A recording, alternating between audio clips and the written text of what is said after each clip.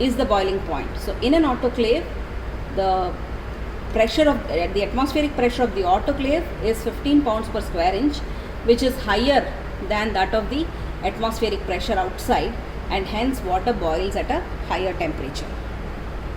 At that higher temperature, at 121 degrees, no biomass will be live. So all the bacteria, all the fungi, any other kinds of biological material, organic material that are there associated with your culture ware or your media or your chemicals will be destroyed during the process. Now, how long do we maintain the temperature at 121 degrees and degrees centigrade and pressure at 15 pounds per square inch depends upon what is the volume of the containers you are using.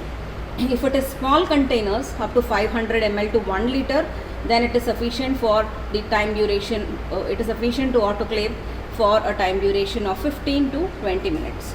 But as the volume of the medium or as the volume of the material that you are autoclaving increases, let's say 2 liters, then you will have to increase the time, maybe let's say to 30 minutes.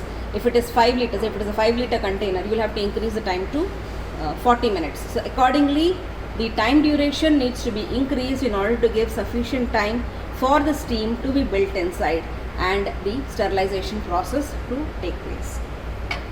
Now once this is held at 15 degrees and for 15 minutes or for 30 minutes or for 40 minutes according to the volume of the material inside the autoclave, the sterilization is happening, bacteria are being killed. Then after the time duration is completed, we again release this knob over here in order to release the pressure and temperature inside.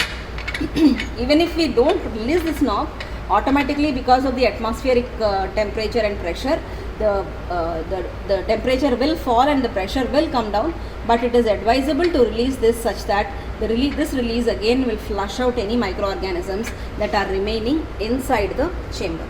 So this is a laboratory autoclave. There are also benchtop autoclaves which are relatively very smaller than this, and there are also large industrial scale autoclaves. So you have seen this. I'll also show you a bigger autoclave. This is vertical. There is one horizontal autoclave as well in the building. I'll show you that also.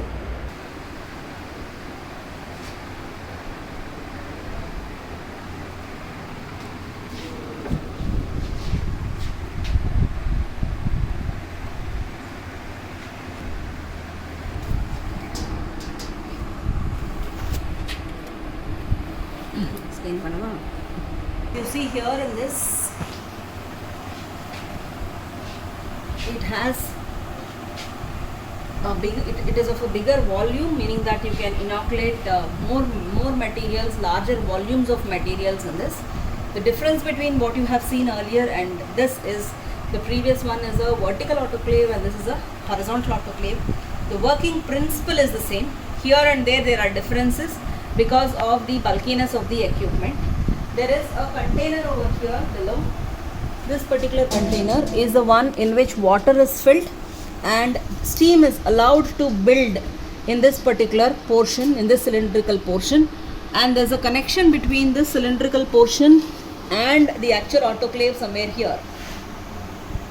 So steam from this structure will move inside, and as steam is being pumped inside, the temperature also raises.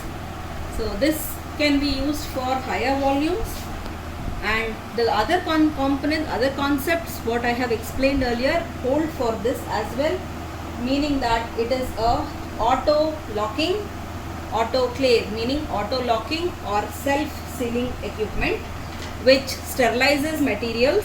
When we say sterilization, it is killing of organic materials or bacteria or fungal spores that may be adherent to the culture vessels or the media that you are going to use for your in vitro experiments. The technique, this particular technique has been invented as an alternative for the heat sterilization or the flame sterilization technique, and it is widely used even today even at the industrial level for the purpose of sterilization. It's not called disinfection. This procedure is not called disinfection, it's called as sterilization, wet sterilization or steam sterilization, because this process is not for surfaces The process with this particular equipment cannot be used for disinfecting the surfaces. Rather, this equipment can be used for cleaning or sterilizing cylindrical structures or small vents or liquid substances which need to be sterile. The equipment was invented in 1879 by a scientist called as Charles Chamberlain, and since then it's been widely used in all biology related, all microbiology, biotechnology, plant tissue cultures, animal tissue cultures. In all these kinds of experiments, we use this for autoclaving materials that cannot be cleaned using detergent and water, or that cannot be disinfected by chemical methods, or that cannot be surface sterilized.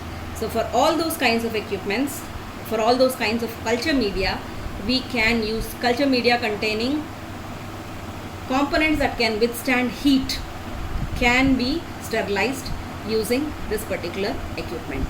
Please remember, this equipment cannot be used for sterilizing materials that cannot withstand heat, because the principle of this depends upon steam sterilization, and steam can be built only when the temperature is very high. If the material is not able to withstand that high temperature, then this is not the right technique for the sterilization of that particular material. We have to look for alternatives like filter sterilization, membrane filter sterilization, or surface disinfection, or other methods.